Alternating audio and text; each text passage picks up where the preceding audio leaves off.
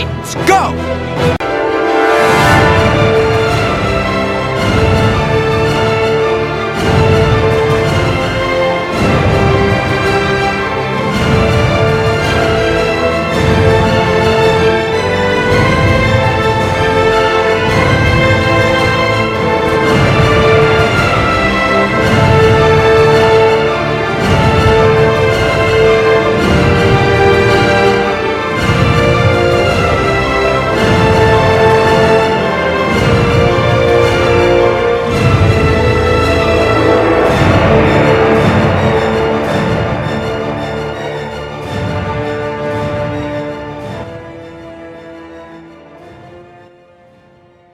Hello again, everyone. Welcome back to Titan Talk, the Titans podcast.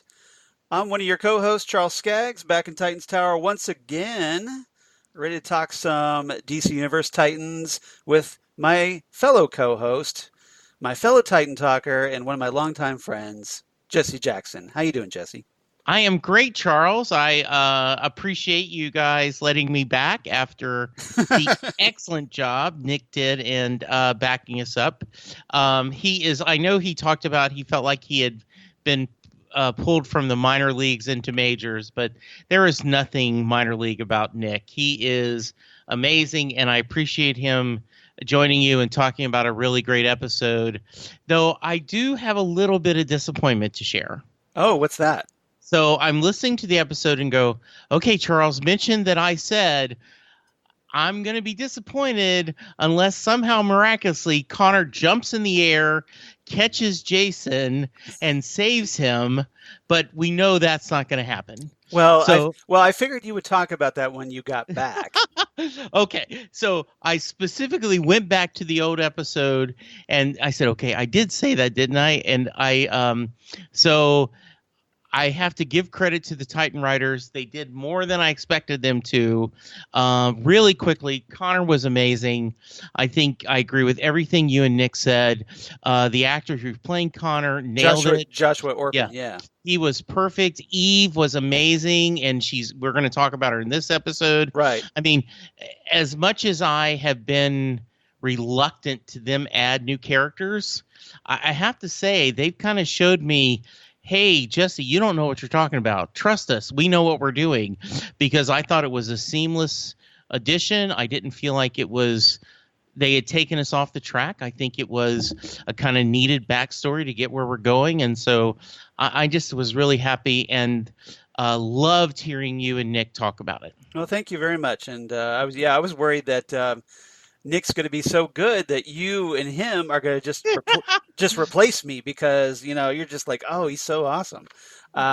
So in case anybody's wondering what Jesse's talking about, we're talking here at episode 43. We're going to talk the episode Bruce Wayne in the latest in the horribly uninteresting episode titles. So at this point, Charles, yes. This has to be their shtick. Yes. Oh, I think that this is their. They're like, okay, you know what?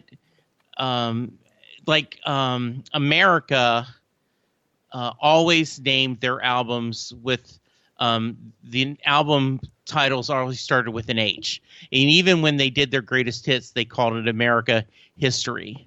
And when they put out a new album, it was a trilogy, and when one of them left, the first album without him, they named it Silent Letter. So it was the first American album. So and then like Chicago named their albums just 1, 2, 3. Yeah. So and how boring was that? Yeah. Well, and then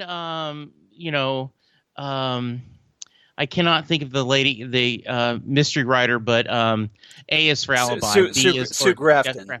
Yeah. So, I mean, this is not unprecedented to have a shtick on so it is kind of now tongue in cheek. We go, oh no, another horrible title. Yeah. But I do think this one had a little twist to it, and I think we'll talk about that in a little bit. Yes, I'm pretty sure we will. So this is Bruce Wayne, the 7th episode of season 2, released on October 18th, 2019. written by Brian Edward Hill, who's written for season one. I forgot to write down the episode that he wrote in, but he wrote for season one. Directed by Akiva Goldsman, who's one of the executive producers of Titans. And by the way, for those out there in podcast land who can't see, yours truly is wearing his spiffy new Titan shirt that he got from DC Universe. So rocking that one, ready to talk some Titans. Very nice. And the Akiva has a very Akiva, yeah. Yeah, Akiva. He has done some things that people do not love as a director, writer. As a writer, yeah. Yeah, but as a he did Hank and Dawn. He's done a couple of Star Trek Discoveries. He's done some Fringes. So he's got a few chops as a director, and he's one of the executive producers in Star Trek Picard. So I was glad to see him do this, and I thought he did a great job of directing it. Yeah, I think my issue with Akiva Goldsman isn't his directing or his executive producing, it's his writing.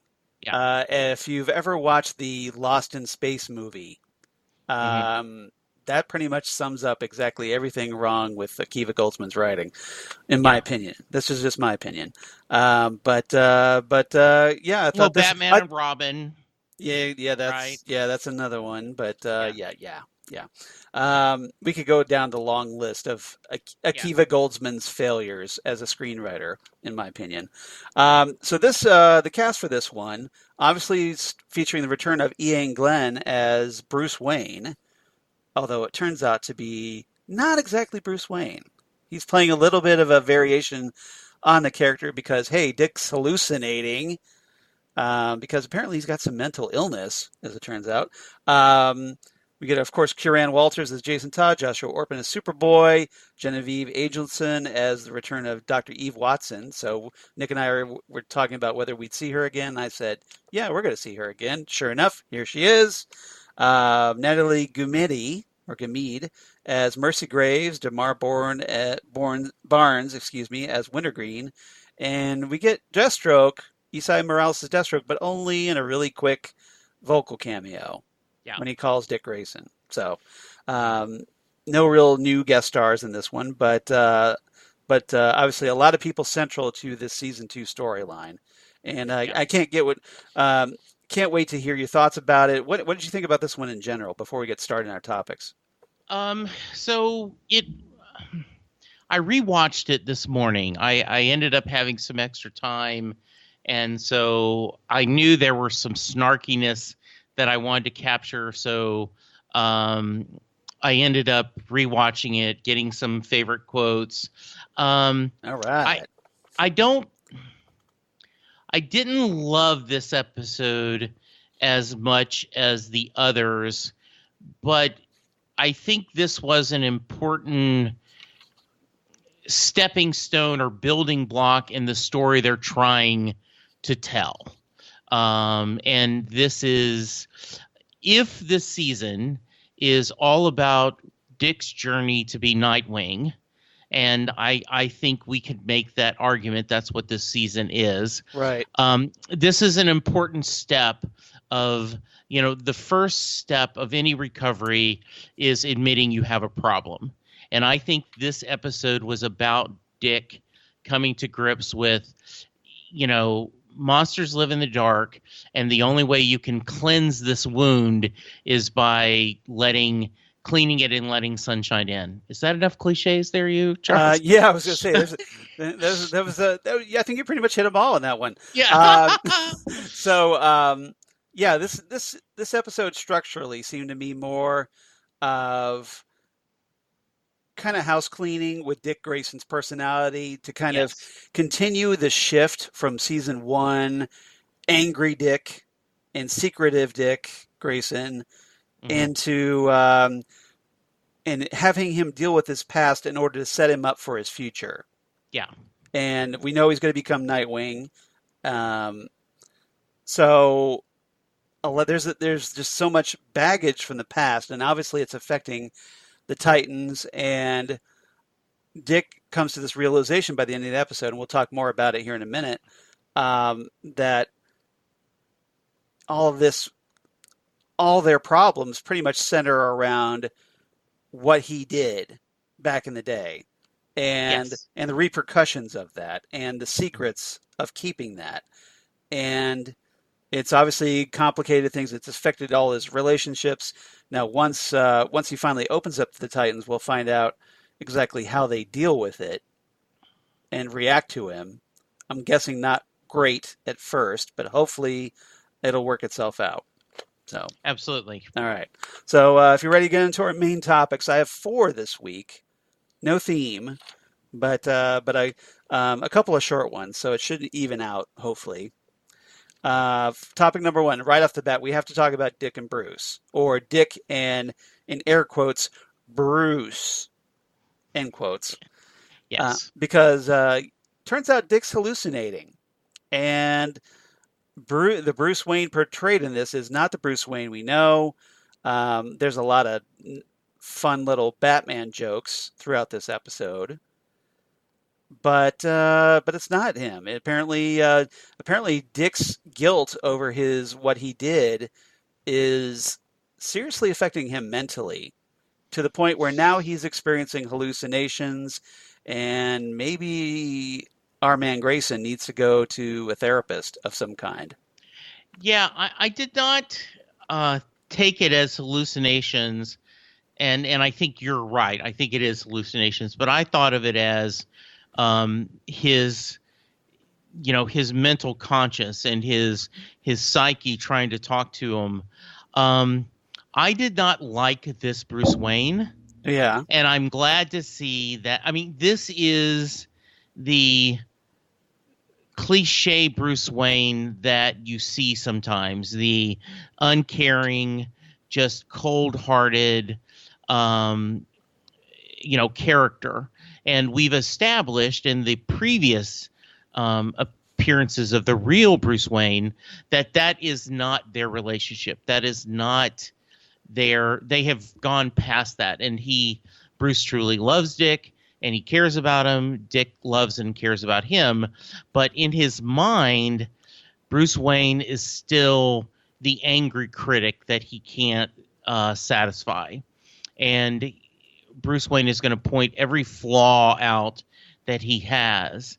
And if we wanted to do clever dialogue, we could print the script, and anytime it's Phantom Bruce Wayne, yes. Yep, that's a great line. Yep, that's a great line. He does get all the great lines, yes. I captured 2 or 3 that when we get to that part, but I thought Iain Glen was amazing in this snarky role.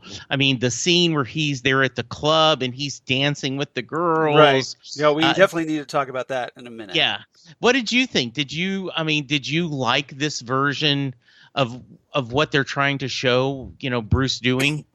Well, I'd argue that this version of Bruce was essentially how it wasn't Bruce per se, it's how Dick views Bruce. Absolutely. It's basically Bruce Wayne through Bruce Wayne through the Dick Grayson filter. Yes. And the unkind filter. Yes.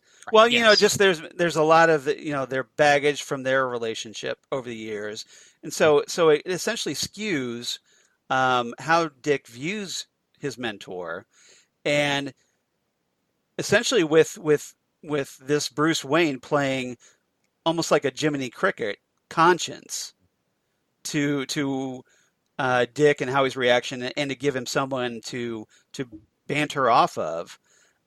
He kind of had to be an exaggeration of Bruce, because this version of Bruce says things so bluntly that it's not consistent with the actual Bruce. So he'd have to almost be, in order to give that insight and to give that that cutting criticism.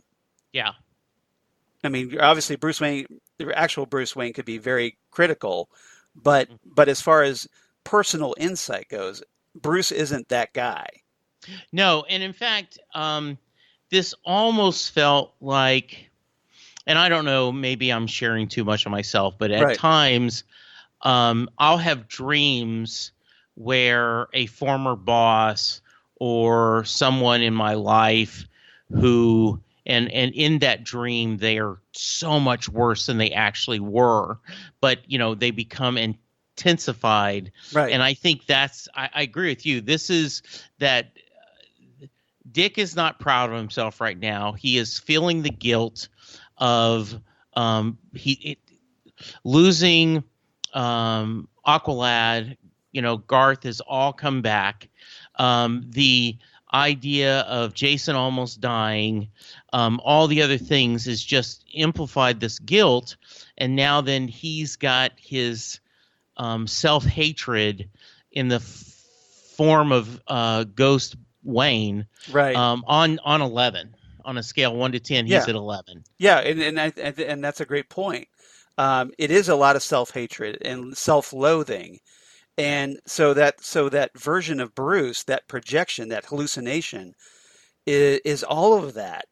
Yeah. Which obviously, it's essentially Dick um, arguing with himself and Yes. and hating on himself. And even when there's this line where after Dick walks off from the original Titans and leaves the tower while the others are in the kitchen, um, that hallucination of Bruce Wayne kind of lingers and makes a reference that what Dick is experiencing is a psychic split. Yes. So essentially, yeah, he's at war with himself. And again, this is a sign of mental illness that hopefully somebody should address. Um, but obviously, and that's why at the end of the episode, when Bruce fades away, it's essentially at the moment when Dick finally confronts his guilt and starts opening up about it. And, So he's essentially his mind is healing itself a little bit. But I have to think there's some residual stuff that needs worked out. yeah, and Bruce giving the guilt. This is why I sent Jason. Instead of training him, you ostracized him. You made him feel small. And there is that scene on the roof. And I know that's probably one of your topics, so I Yeah. won't go there. Well, But well, but this is a whole like this topic number one. I want to talk yeah, about Dick and Bruce. So yeah. So when when Dick makes the decision that the only way he can move forward and to save Jason is by starting to share of himself, he looks back at the fake Bruce, and Iain Glen plays it perfect. He has this smile of pride right. as he fades away. Yes, it's just like And finally you get it. I can yeah, go away now because you worked it out. yeah, and I thought that was even though that's just in Dick's mind, I think that we are all chasing our parents, our mentors, our friends' approval in a lot of ways, and no one more than Dick Grayson. And so I just thought that was really well done, and that it's kind of okay. I've taken that weight off. Now let's talk. Yeah, and that's good.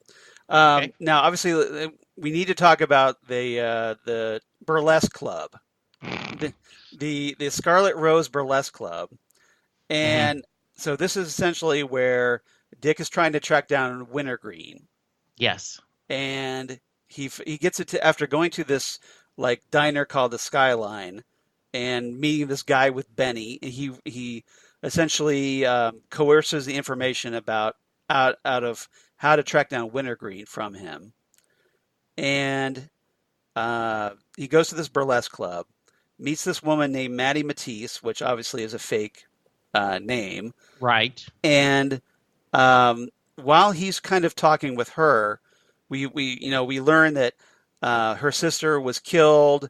Maddie blames Wintergreen for that.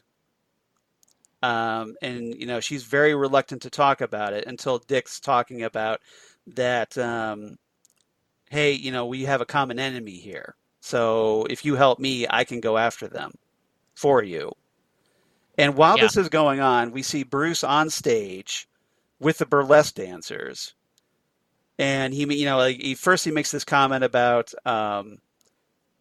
hey, all of this is for you.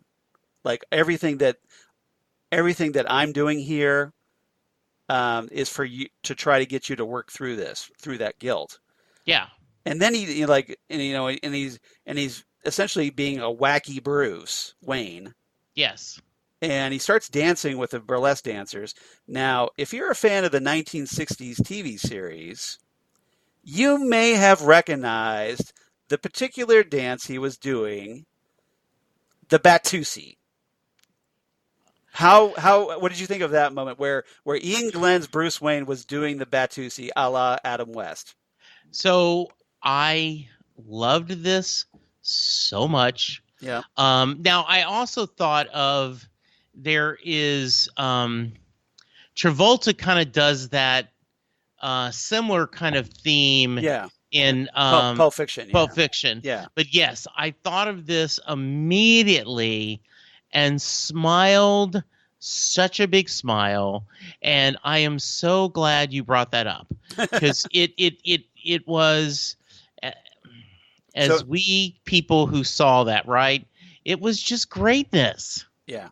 Yeah, so for all of you younger viewers out there that aren't old as dirt like Jesse and I, you probably were wondering, okay, what the hell is he doing?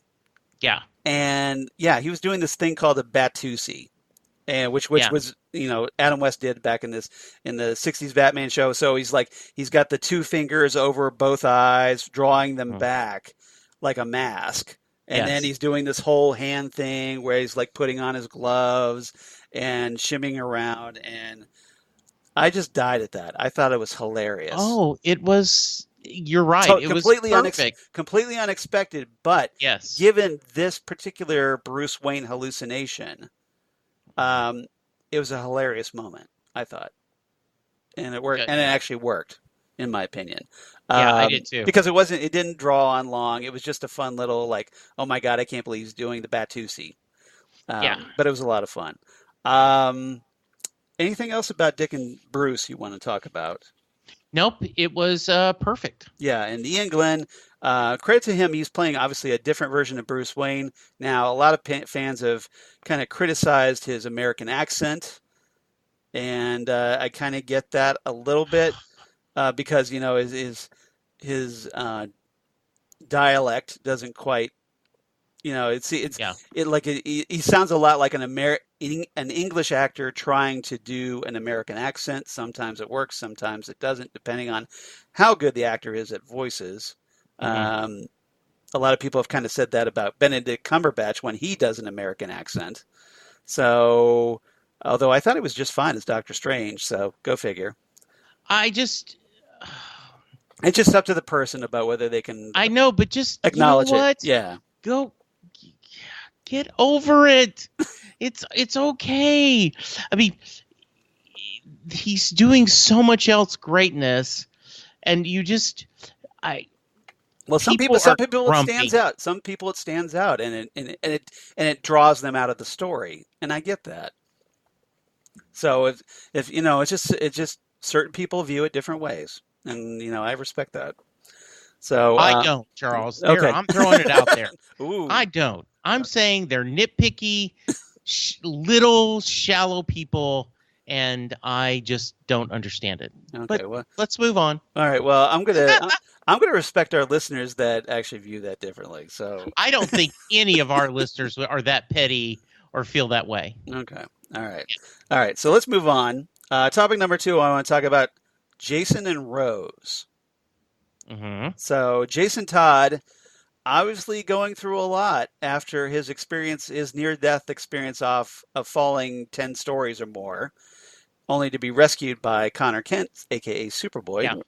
And as soon as, as we saw in the previous episode, as soon as Connor brings him down to the ground, Jason actually thanked him. Yes. And then the next minute, Connor takes 3 kryptonite bullets to the chest. The upper chest. Yes. The upper chest. So it's this horrible trauma right after being rescued and experiencing that horrible trauma of falling. So Jason's obviously being affected by this, and we see him staring out a window repeatedly as the images of him falling are flittering through his eyes.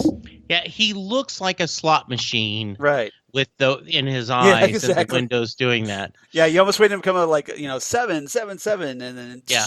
it gets a big Like big a really like bad his Bugs mouth Bunny cartoon. his mouth Yeah. opens up and there's like a bunch of coins come out. Yeah. Jackpot. Now I wonder, and I want your thoughts on this, is has Jason somehow been brainwashed or psychologically manipulated that he is the one that's putting the crosses up, getting the orange soda, doing, dropping off the beer? Do you think he is the one doing that? I have a theory. Okay. As you might imagine. Yes. Okay. My theory, because they made such a big deal about Jason's eyes. Yes. My theory is that, and we'll see if I'm right about this. This is a stab in the dark, that Jason has been possessed by Jericho. Ah, okay. And that I like that. and that Jericho isn't dead after all. Okay. Or has somehow survived by entering bodies. Because if you know Jericho from the comics, you know that his power is to look at somebody, make eye contact with them, and he can possess their body and leave his, and his body disappears. So okay. Now we don't know. We're going to find out probably next week in the episode Jericho. Again, great title, guys. That probably what we're going to find out what happened to Jericho, and what caused all the guilt that Dick is feeling, probably because he finally tells the Titans there's the story. That's my guess. So I'm thinking that we'll get that story and we'll find out exactly what happened to him.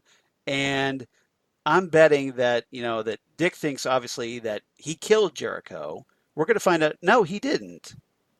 And Jericho is, I don't know, he could be working with his father, Deathstroke, or could be operating independently. We don't know. But I think he took over Jason Todd. And that's why we kind of saw him reliving that. And that Jericho is the one using Jason's body without his knowledge, which would explain why he doesn't think he did those pranks. Yeah. That Jericho is the one who's, moving the pictures and the orange soda bottle and all that, because he's been kind of hiding out in Jason's body. Okay. Do you have a feeling how long that's been happening? I don't know. I would have to think, obviously, because we know that Jason was captured by Deathstroke. So that kind of leads me to think that Jericho is still alive and working with Deathstroke. Okay. But again, we'll see. And so if Jason was captured, that would have been a good opportunity for Jericho to possess him. Yeah. I really liked Jason and Rose, the kind of flirtiness. Yeah, well, I think there was more of a kind of flirtiness. That was some seriously heavy flirtation going on. And Rose was essentially seducing Jason. Yes. So what did you make of that whole sequence? Where they're dancing, and there's even a kiss. Jason kisses her, and Rose makes this comment of, well, hey, that's a thing that happened. Because Jason's apologizing. He's going like, look, don't kill me. Because I know you can. Don't kill me. It was, just I lost control, and she's like, she was very receptive to it. She goes, well, that's a thing that happened, and if you play your cards right, it could happen again. Yeah, I liked it a lot. I thought she came across very alluring. I'm still worried that perhaps she is trying to do, she is the traitor. She's going to Right. betray them. So you tend to be suspicious of anything she does. At least I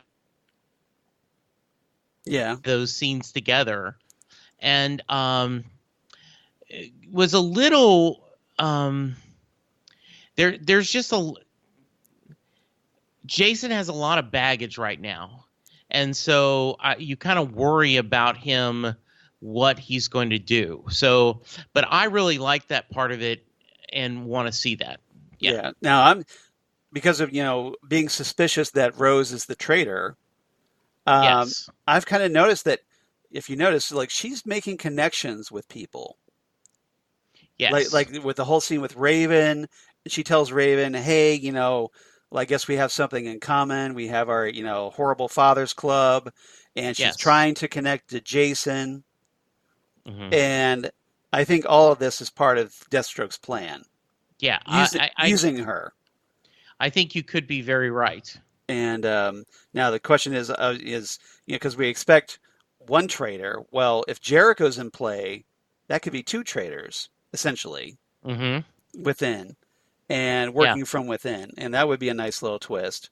Now, when Jason was on the roof, and he's kind of talking about, he says that he finally admits to Dick that, like, hey, there's some kind of darkness inside me. I've had all these people trying to help me over the years. It hasn't worked. And he's blaming himself. And then at that point, Dick says, no, it wasn't you. It was me. Yeah. It's, and he kind of takes the blame for that. But Jason really blames himself. And it was a very surprisingly honest moment because he steps out on this ledge. He's ready to kill himself. Yes, he was. And one of the scenes I liked is how nonchalantly Dick just sits on the edge. Because he's not afraid of heights. No. He's an aerobatic. I mean, that makes sense that Jason's not afraid of heights. They're just on there. They have great balance. So they just like, okay, I'll just sit here and we'll talk. But Jason actually took a step off. He was ready. Yes, he did. He was ready to kill himself. And Dick talked him back a little bit. Yeah. And we don't really get a resolution to that. But Dick's sitting there on the ledge, like you said, just very casually going, talking to Jason and finally deciding to open up to him. Yeah, and you have to imagine I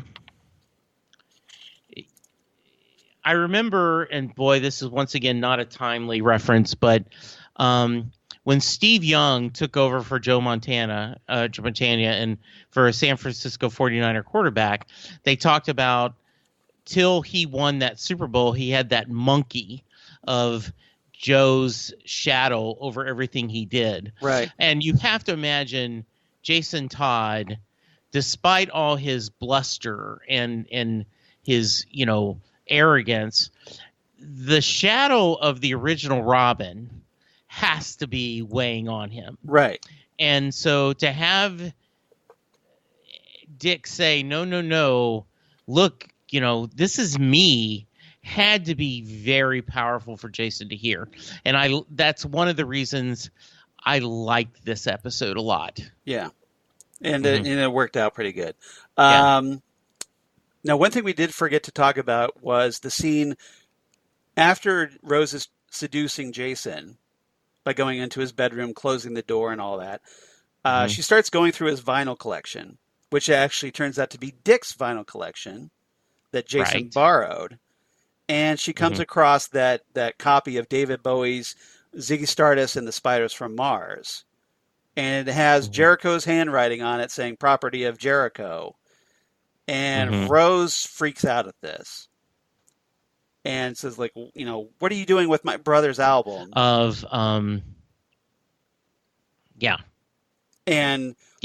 liked it. Did you think that was real, or was Rose acting there? That freak out? it sure seemed real. Now, I realize that it's hard Right. if she is going to be the traitor. Of course, she's able to act well, Right. but it appeared really shocking. Right. And that does not mean she can't be both. She can't actually be shocked as well as going to be the traitor. But yes, it seemed really good. Yeah, and I liked it a lot. And maybe there was something that Deathstroke never told her Right. that surprised her, and obviously Dick hasn't talked about it with her, so she's she's very angry with Dick Grayson at the moment, going like, look, obviously my brother was here, his album is here, what's going on? So what's going on, and what's the story, and just gives us a little bit more information that, hey, Jericho was at least at the tower at some point. Yes, so I agree. And obviously we'll probably get the full story next week. Yeah, but I just thought that was interesting, and yeah, I'm not sure. It seemed kind of genuine. So either Rose isn't getting the full story, or maybe she's not the traitor. I don't know, but she certainly seems like it. Yeah, I agree. So we'll find out, but it did kind of cast a little doubt on the theory that I wanted to address. Okay. All right. Topic number 3. Let's talk about Corey, Connor, and Rachel, because Connor is obviously recovering, and he's in the med bay after taking those 3 kryptonite bullets, and Corey is taking care of him and telling him, look, that hey, look, like, I don't want you to die. If you do, I'm going to be really pissed off. Yes. And Rachel, ultimately, they come up with this idea after Eve shows up and tells him, and we'll talk about Eve here in a minute in a separate topic. Eve tells Corey that essentially Connor's, the problem why he's not recovering is that apparently those kryptonite bullets were also tinged with some kind of toxin. And the only so Corey comes up with a plan. And what did you think of her plan? So I read it a different way, and I don't think we know, but I assumed the toxin she's talking about is the kryptonite. Yeah. That when they pulled the bullet out, right? They're like, okay, I pulled the bullet out, but all the races, the remnants of the kryptonite, the fragments, fragments, the radiation is still in there. That's what I took it to mean. It could have been another toxin.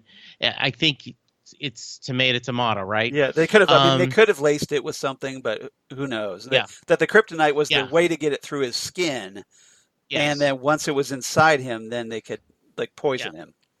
And the reason why I was thinking is because the solution is him getting the mother of all sunbaths. So that's one hell of a tanning bed, isn't it? Yes, I loved Eve talking to Gar. This is gonna sound crazy, but a dog led me here. Yeah, we'll talk about Eve and Krypto. I want to talk about that in our fourth segment. But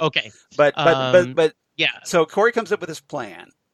Yeah, and brings in Rachel. Now Rachel, as we know, has been having problems with her powers, and Corey tries to guide her to control that, and it seems like really for the first time she's able to control this soul self force, for lack of a better term, and she essentially creates a wall around a circular wall around Connor as Corey's holding him up, and the idea that Corey, because the protective wall of the soul self will contain Corey's heat powers so that she doesn't burn down the tower. Right. And so what did you think? What did you think of how that was resolved? I liked the give and take. Right. I'm thinking, what about the floor? Because there was a scorch mark on the floor. That must be a Yeah. really tough floor to Yeah. handle that. Rachel did not look very confident. Right. So, and then, Corey kind of looked at her and like, what, no, come on, we're going to do this. Right. Um, I loved everything about it. And I actually wrote the dialogue back and forth Yeah. between her and Eve. And so I'll share that when we get to quotes. But I thought this was kind of neat to see them use their powers together. Right. And watching the Eve kind of go, holy moly, except she cusses, like to see this, like, oh my goodness, this is. Well, I mean, yeah, because she hasn't seen, she never saw Rachel use her powers or Corey use hers. Right. So this is a big shock to her that, hey, these two are metahumans, because she figures, well, they're just regular people. Mm-hmm. And, and obviously once the sun, Corey's solar energy burns that poison out of him.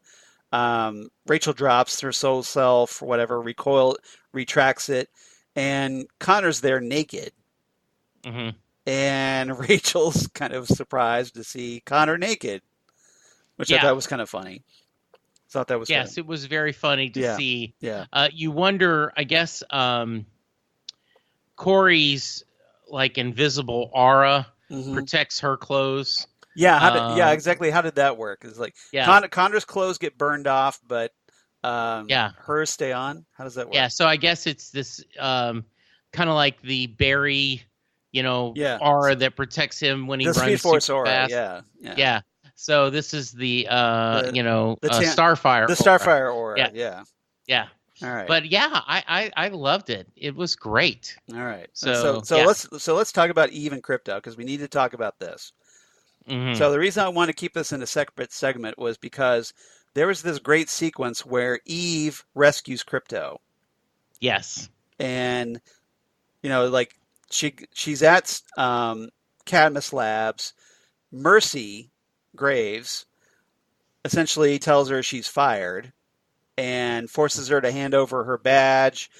And Eve, showing how clever she is, she does a move where she bumps into some coworkers and steals one of their passes so that she can get back in to get Krypto later on. Mm-hmm. And she frees him from the cage, and poor Krypto is wearing that kryptonite collar, suffering miserably. Like, she opens the door, the alarm starts sounding, and he's crawling out. And poor little guy, and she instructs him to use his heat vision to get that kryptonite collar off. So what did you think of that Krypto rescue op?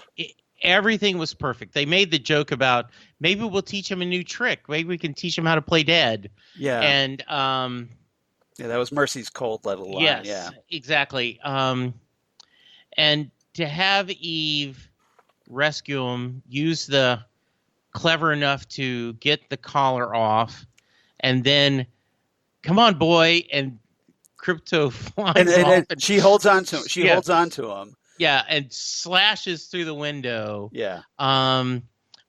Hopefully Eve didn't get cut to ribbons by that window. Yes, I was worried about that. I am a fan. I've always been a fan of Krypto in the comics. Right. I feel like I grew up with the Superboy comics, The Adventures of Superman, when he was a boy, when it was like in the 40s and 50s, Smallville. Right. And Krypto was such a great character. And so So what did you think, like, finally, as a Superman fan, as a fellow Superman fan? Yeah. How hard did you geek seeing Krypto fly? Oh, just so happy. I was already cool when he does his heat vision. Yeah. And then to see him fly. And then you will believe a dog can fly. I love it. And I know it doesn't make sense. Right. But whoever the dog they have playing that part. Yeah. It's a great dog, isn't it? It is the handler or whatever, because he looks really empathetic when he's listening and cocking his ears. Yeah, and, exactly. And then when after Connor was healed, and he calls Eve mom, and she tells him it's okay, and you got to rest, and then Krypto jumps on top of the bed and licks his face. Yeah. I mean, this dog is perfect. I want a Krypto so bad. Oh, I do It's too. It's like, where's my Krypto? I want a Yes. Krypto. But yeah, I love the dog they've got playing him, or at least the handler is doing a great job training him as an actor, as a dog actor. We talked about that with Nick last time. But yeah, it's so great, and it's great to see that a boy and his dog, or a superboy and his dog relationship between Connor and Krypto. And Eve finally lets Connor call her mom. What did you think of that moment? Oh, it was so heartfelt. It was touching. So heartfelt, and this because in the previous episode she was so adamant about not being called that, and now she's like, okay, I'm your mom. Yeah, and she feels that affection for him. She calls him her boy.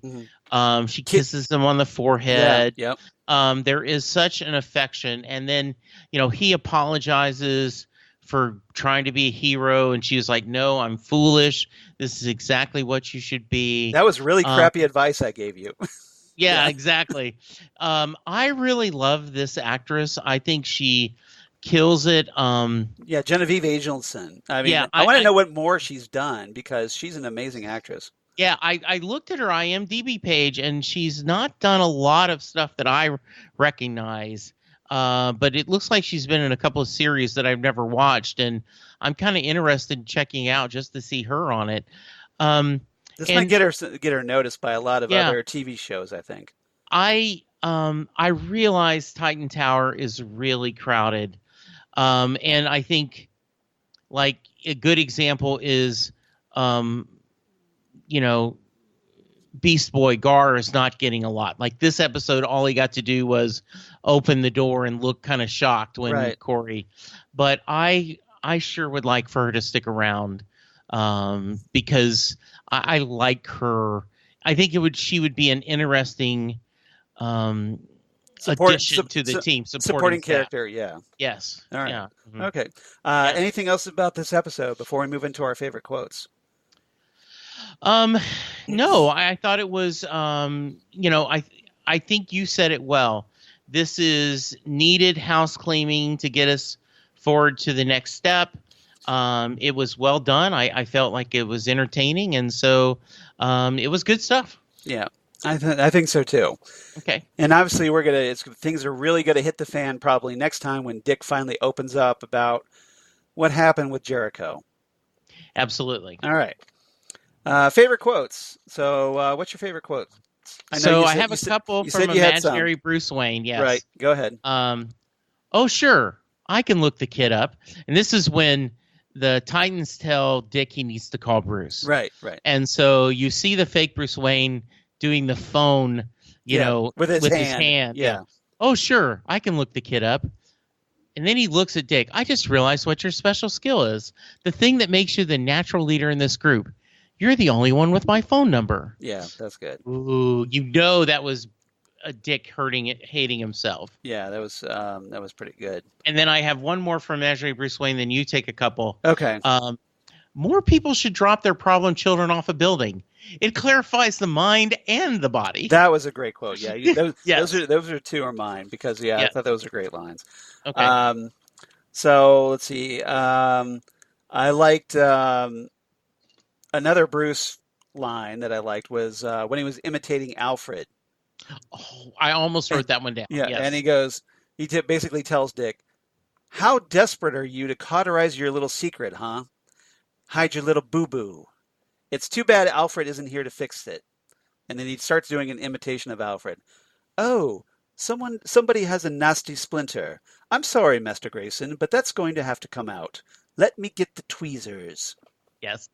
With that fake British Yes. accent. Yeah. A British. It's a British guy doing doing an an American. doing a British accent. Yes. Yeah. Yeah. Yeah. Exactly. Very perfect. Yeah, that was great. Oh, Um. and there was another great one that he did Yes. when Dick is essentially losing his cool with Wintergreen, when he Hmm. confronts him and he basically is like walks into Wintergreen's room and he like comes across like a topless girl and he tells her to leave. Then he comes across another topless girl, tells her to leave, and then goes into the bathroom and finds him in the Wintergreen in the tub, and he fires a couple warning shots and tries to threaten him, intimidate him.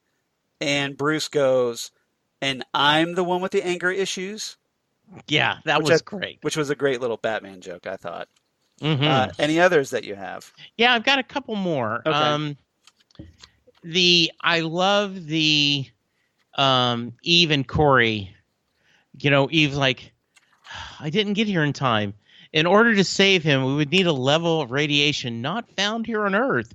We would need to fly him to the sun, and we don't have time for that. By now, in order to heal him, we would need to bring the sun here. And just Corey smiles and, well, why didn't you say so? I Right. just love that. Yeah, that was a very fun little smile that Anna Diop Yeah. gave, Yes.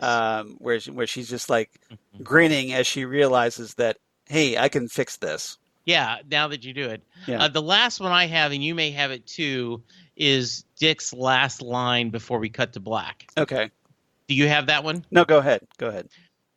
Jason, wait. Can I tell you something? Something I've never told anyone? And at that point, Bruce Wayne smiles and fades away. It's not you. You're not the problem. It's me. It's my fault. It's the secret making all of us sick. My secret. I caused all of this. I did something 5 years ago, something unforgivable. I killed Deathstroke's son. Dun dun dun. Fade to black. Yeah. Great way to end the episode. We all knew that, Yes. but to have him say it out loud, Right. and I'm still, I don't think he's dead. yeah, and I don't did he kill him by accident? Did he do it deliberately? There's a lot of things left to see, and I think your point of him not being dead is a very realistic theory. Yeah. I mean, That's just that Dick thinks he's dead, thinks he Right. killed him. Yes, But I think we'll be pleasantly surprised, or at least Dick will, that he didn't kill him. all right. Your And then, rating? well, Oh, I you have got another quote? I have one more Good. quote. It was just between Mercy and Eve, Mm-hmm. where Mercy's telling her that about Eve leaving the company, leaving LexCorp and Cadmus, and Mercy goes, "Have you considered that this might all be for the best?" And Eve kind of shoots back, "No, Mercy, I haven't." And then Mercy replies, "Think about it. A thing made from even a little of Lex Luthor's DNA? That's super. Have you met our boss? There's no good end to that story." Mm-hmm. So I thought that was good. All right, so what's your rating? Why don't you go first? Give me your rating. Okay, you want me to go first? Yeah, please do. I give this 8 out of 10 snarky imaginary Bruce Waynes. Nice. Well, we are so in sync on this one, and I'll tell you why. Because I also give it 8 out of 10, but I gave it 8 out of 10 Batusi dancing Bruce Waynes. Oh, I love that. That is great. Yeah, so I couldn't resist that because I just love that Batusi moment. It was so fun. Yeah. All right. One of the best moments on the show, in my opinion. Yeah. All right. Titans Tower news. I don't have a lot, although there's been some rumors about the Titans appearing in Crisis on Infinite Earths because they're both Berlanti productions. Mm-hmm. There's an initial report that came out, the Titans aren't going to be in it. Now there's another rumor going around that, hey, they might show up. I'm not going to hold my breath that they're going to show up. I'm not. Because they're on completely different systems, DC Universe and the CW. I would love it if they do, even if it's just a cameo. But I'm not gonna expect it. One of the things that I'm sure you love, because I know I do, is when you have Perez or Byrne or whoever else you want to name do a double page spread of a crowd shot. Right. And they will throw in. Well, crowd shots, you got to go with George Perez. Yeah. Definitely. So how great would it be if they had these actors come in, just be in costume? Yeah. You know, we're going to tell you scale. Just stand in this crowd to give people a, just a thrill. Yeah. And we may have to. Well, if you kind of remember Crisis on Infinite Earths 12. Yeah. There's this kind of, there's this big cover where like all the superheroes are attacking the Anti-Monitor. Yeah. So it'd be kind of cool if they were part of the kind of like like the great moment in Avengers Endgame where you have all the heroes there, and there's just the swarm of superheroes. Yeah. So maybe it would be in that moment where you like look one way, you see this, oh my God, that cameo, this way another cameo, and then here's the Titans. How great would that be? Absolutely. Yeah, absolutely. I agree. Yeah.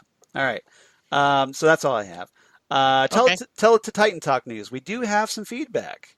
Oh, good. 2 emails this week. So once again, we get Stephen Marshall, who's been writing in pretty regularly. So thank you. Yay. So thank you, Stephen, for writing in once again.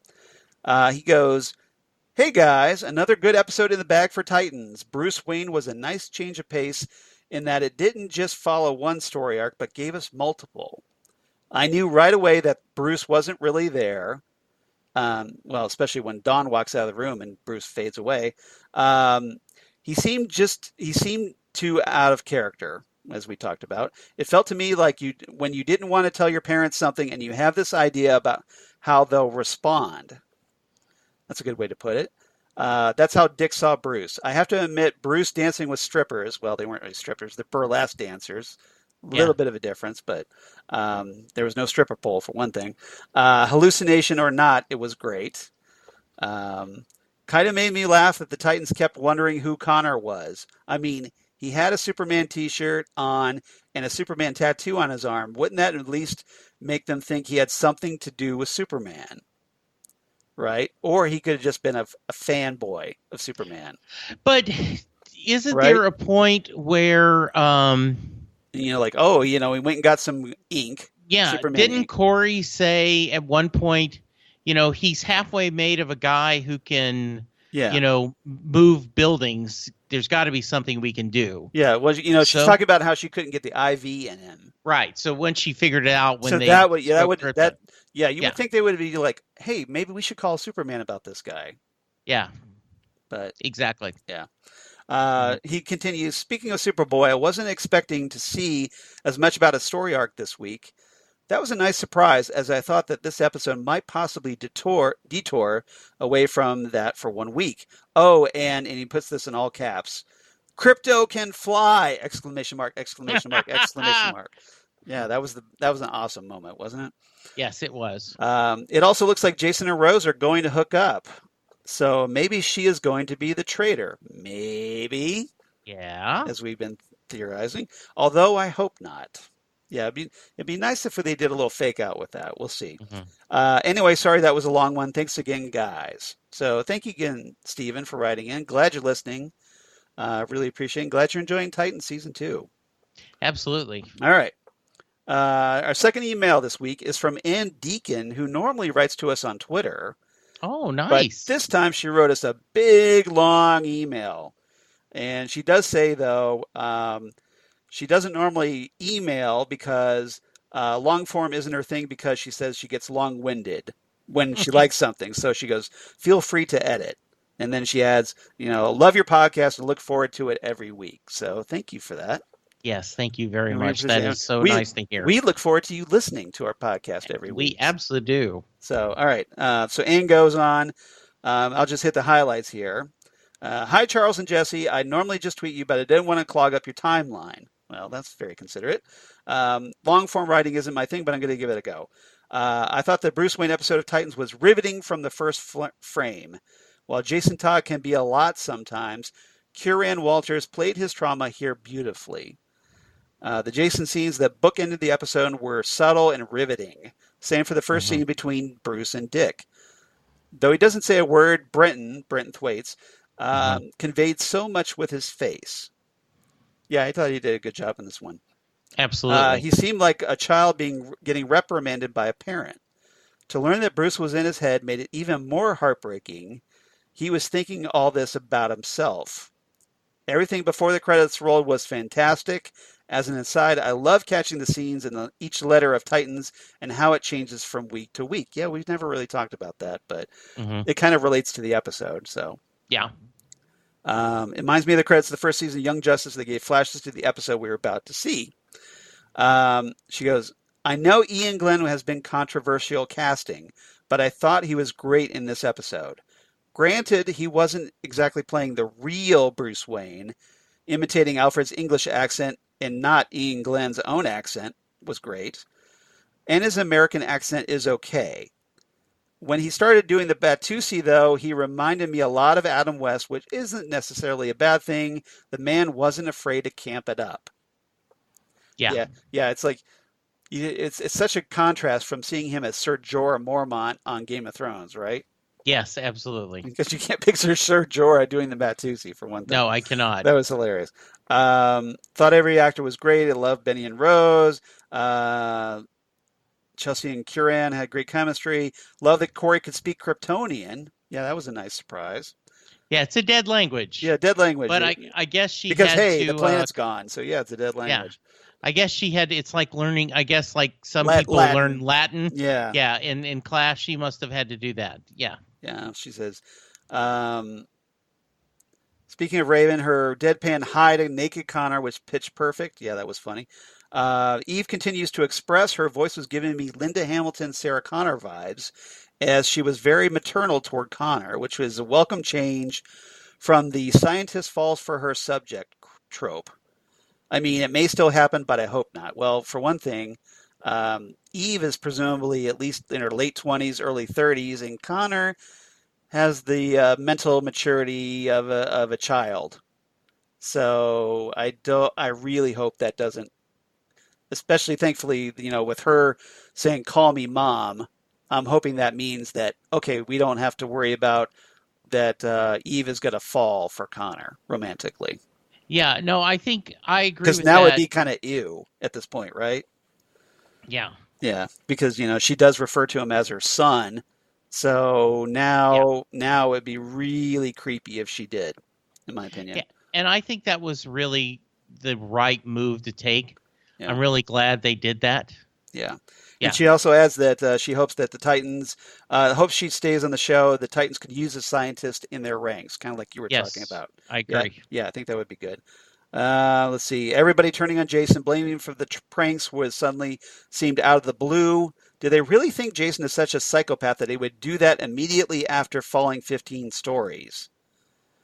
I'm going to chalk it up to Deathstroke's manipulation. In my head, it's why there were so many more F-bombs than usual. I think everybody except Krypto dropped the F-word at least once. Okay, I know Connor didn't, but still. He's in like a coma. But I did not feel there were more F-bombs than normal. Yeah. This has been a they do some overcussing in this show. You've talked about that at times. Yeah. Where at times you think it may be a little too much. Yeah. I mean, it's just I have no problem with it because I drop F-bombs constantly, but I just think that if you use it more sparingly, it has more impact. Yes, absolutely. So, let's see. There's that moment where Jason tells the Titans that were accusing him of stuff, as he goes, like, well, I should just hook up with Deathstroke because you guys are insane. Yeah. So I wonder if that was a little foreshadowing on the result of the writers. We'll find out. I'm disappointed that we didn't get Deathstroke manipulating Gar.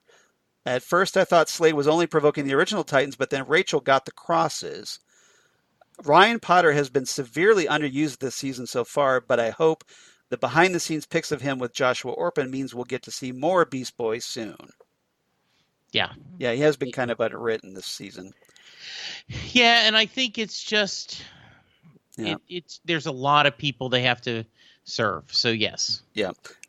She says, Lastly, the big reveal, the secret that has been haunting Dick this whole episode, has me slightly baffled. Until now, I was under the impression that all the Titans were responsible for what happened to Jericho, but this makes it seem like he did this without them knowing. I don't think Dick actually killed him, neither do I, but I really can't wait to get these questions answered. Well, we just have to wait about 5 days because we're on Sunday here recording this, so just 5 more days to find out. Yep. She gives her best, and then says, as a PS, in case you were wondering, the Scaper in her Scaper Anya Twitter handle is a nod to Farscape. No, really? Hey, nice. Really, of course. Yeah. Sci-fi on Crack show that aired from 1999 to 2003. Worth checking out, smiley face.